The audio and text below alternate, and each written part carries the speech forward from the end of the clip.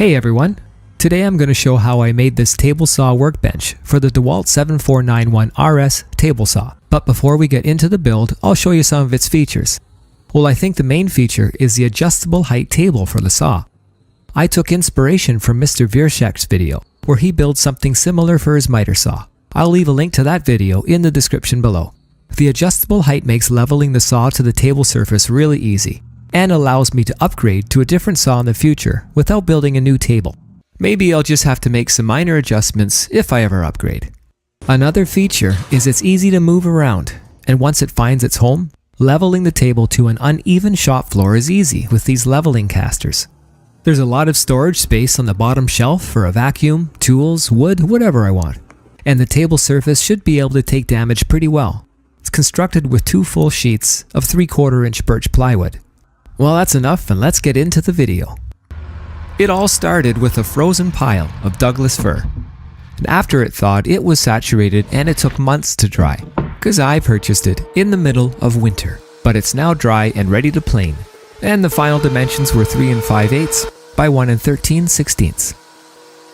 This has shown me I need to upgrade my dust collection, but not today. I designed the bench in a program called SketchUp. One of the things I like about SketchUp is it allows me to print out a cut list. It breaks apart the bench into each of their components, along with their measurements. Well, I think a good place to start is the legs. It's 2 pieces glued together.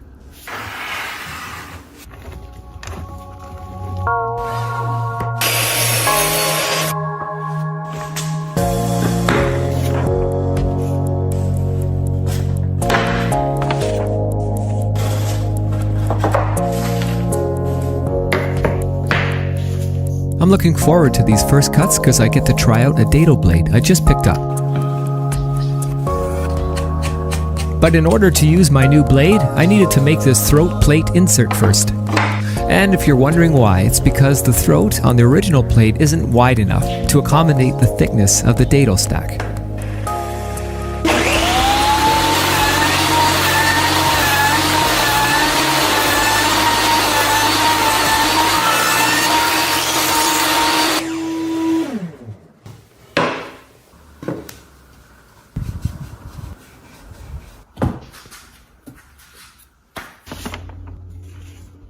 I'll just take this time to mention, for any of the products that I use, I'll leave links for them in the description below.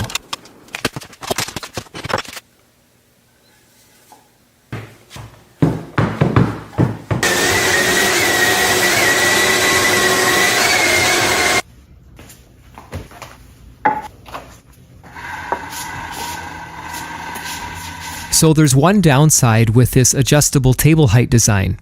And that is, it removes lateral support from these 2 front legs. My idea to overcome this is to route in these T-channels on the inside of both legs. Then I'll install hanger bolts with washers to the table. It should keep things nice and snug, and if you stick around, we'll find out together.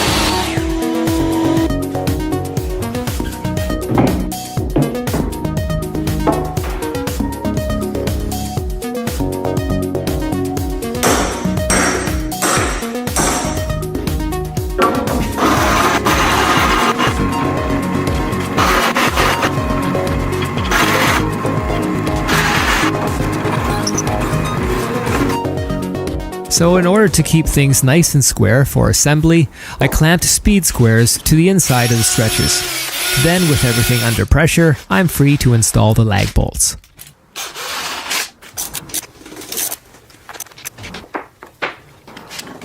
Then I just simply repeated the process for the other corners. And for the legs, I clamped 2 speed squares to the tops of the stretchers, then from the squares to the legs.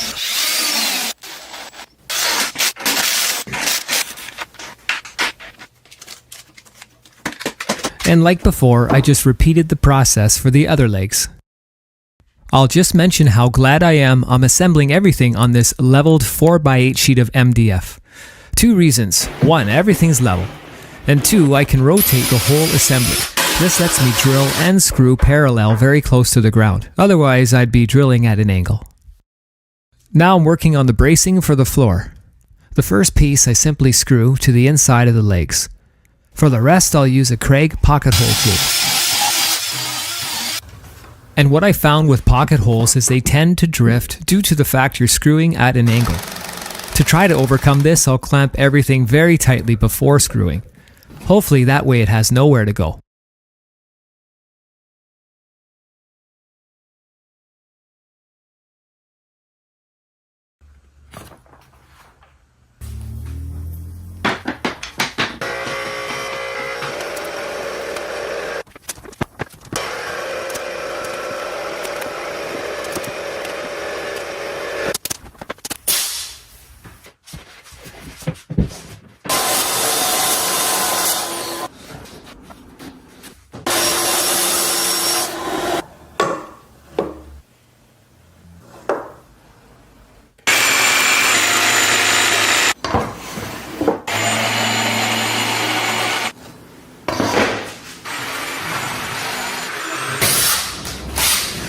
The noise you're hearing is rain. And it hasn't rained here in like close to 3 months. So I took a break to check it out. And just as fast as it came, it went, so back to work for me.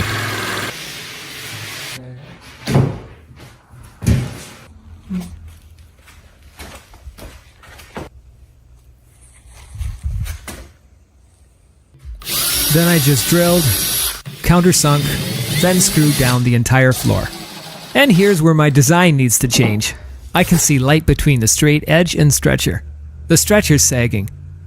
So if I add another leg here, it should pick up the sag and make everything straight again.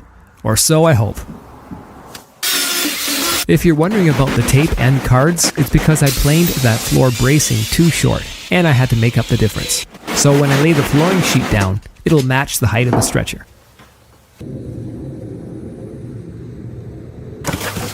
So since my floor isn't level, I thought I should install some leveling casters. These can take a lot of weight, and they had great reviews.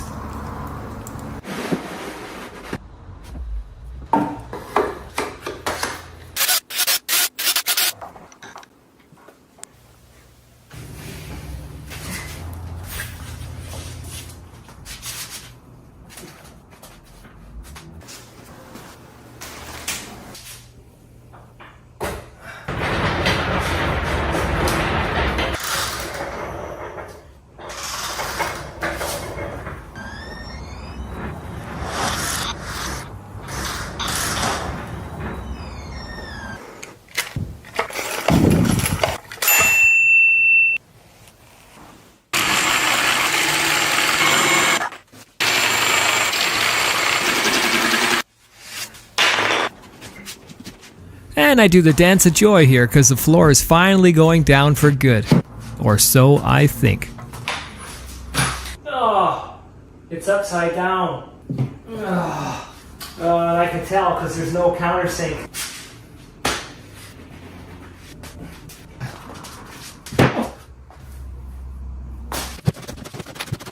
And as luck is on my side, or not, another problem developed. This knot is toying with my sanity. I think it's taunting me. Anyway, it's now a problem and has created a high spot. I should have grabbed a hand plane to remove it, but I'm not that smart. So I built this sled for my table saw, and needless to say, it was a waste of my time, because the stretcher was just too long for that sled. So I tried something else, and that was to create one very long straight edge. The length of the stretcher fits before and after the blade. This finally seems to get me a straight cut. But really in the end I did end up with a hand plane in my hands for some finishing touches.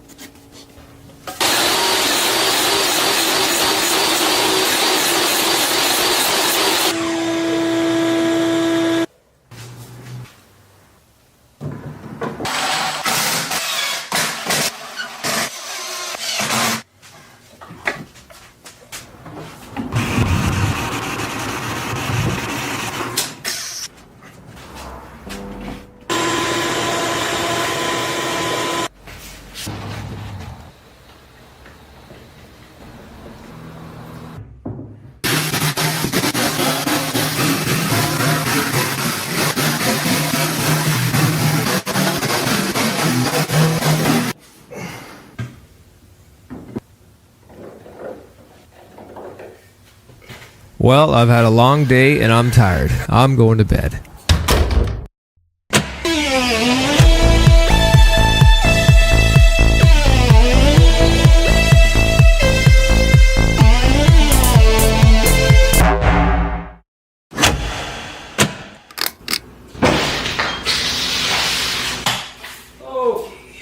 What are these doing here? I don't remember leaving them there. Interesting.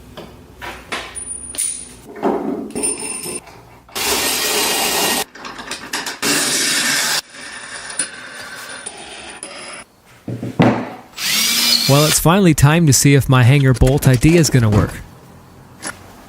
And I found it tricky to line things up, but once I did, I found the tables kind of loose. So I pulled it back up and a few turns with the wrench for tightening to try again. And it's pretty tight. And for all the setbacks that I've had so far, I'm pretty happy right now.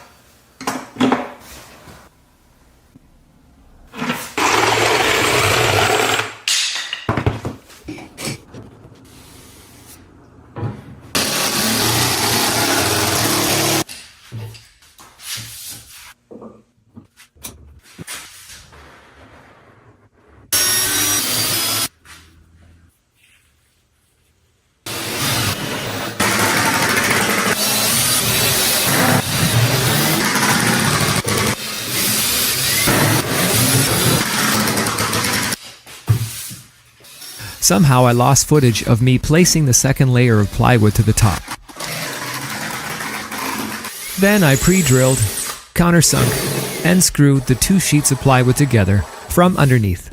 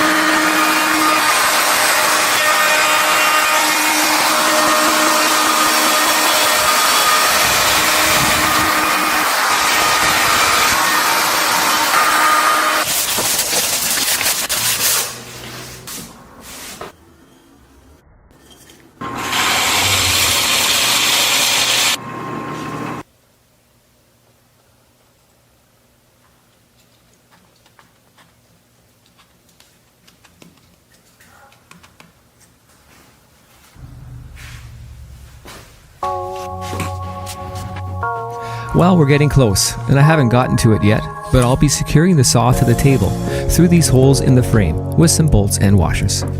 I've overcome a lot of issues on this build, and this part was enjoyable. Fine-tuning the saw height using my straight edge and a single sheet of paper. I'm really happy the saw leveled so well to the rest of the bench top.